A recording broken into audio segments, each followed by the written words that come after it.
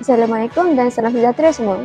Pernah tak korang rasa sakit hati dengan komen-komen kat media sosial?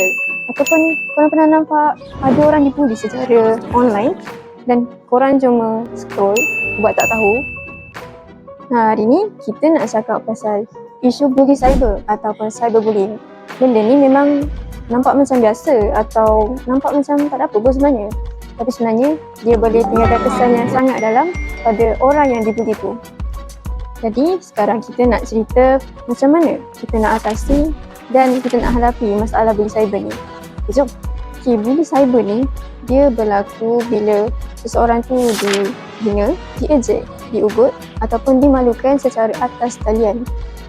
Dan benda ni boleh berlaku sama ada dalam bentuk komen, dalam bentuk mesej, video ataupun gambar. Mungkin bagi kita bully cyber ni macam gurauan je, tapi tak untuk mangsa yang dibuli tu.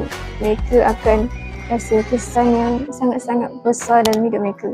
Kesan bully cyber ni bukan main-main tau. Ada mangsa yang disebabkan bully cyber ni mereka jadi burung, mereka hilang keyakinan diri dan yang paling teruk, mereka bunuh diri. Hanya disebabkan oleh kata-kata orang yang tak dikenali. Boleh bayang tak? Sedih kan? Tapi itulah realitinya. Ingatlah saudara dan saudari sekalian, kata-kata yang kita ucapkan tu boleh menjadi satu senjata yang sangat menyakitkan. Sekali type, mungkin kita akan lupa, tapi bukan orang yang membacanya. Mereka akan ingat benda tu sampai bila-bila. Setiap komen yang kita tulis tu akan bagi impak yang sangat besar kepada orang yang menerima.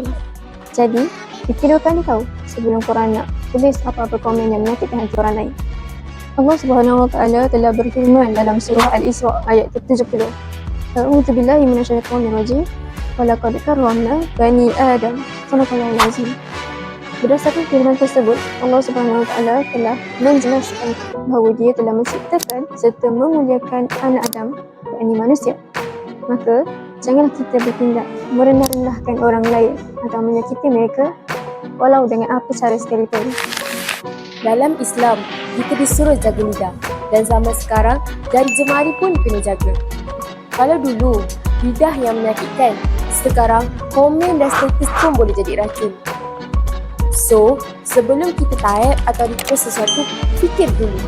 Adakah ini menyakitkan orang atau mendatangkan kebaikan?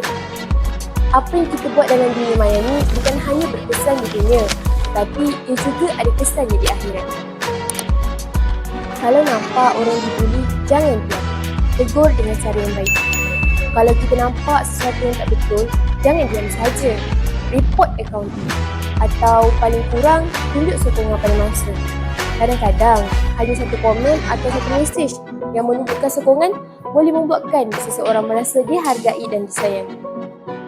Dan yang paling penting, jangan jadi sebahagian dari pembuli. Gurauan yang kita anggap lawak mungkin bagi orang lain trauma seumur hidup. Jangan biarkan kata-kata kita menjadi penyebab seseorang rasa terhina atau terganggu.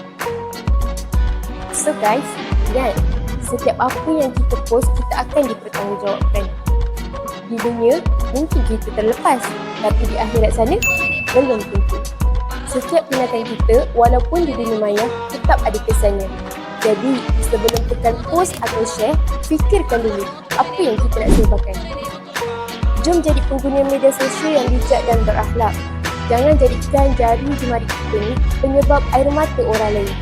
Kalau tak mampu gembirakan orang, jangan tampali mereka.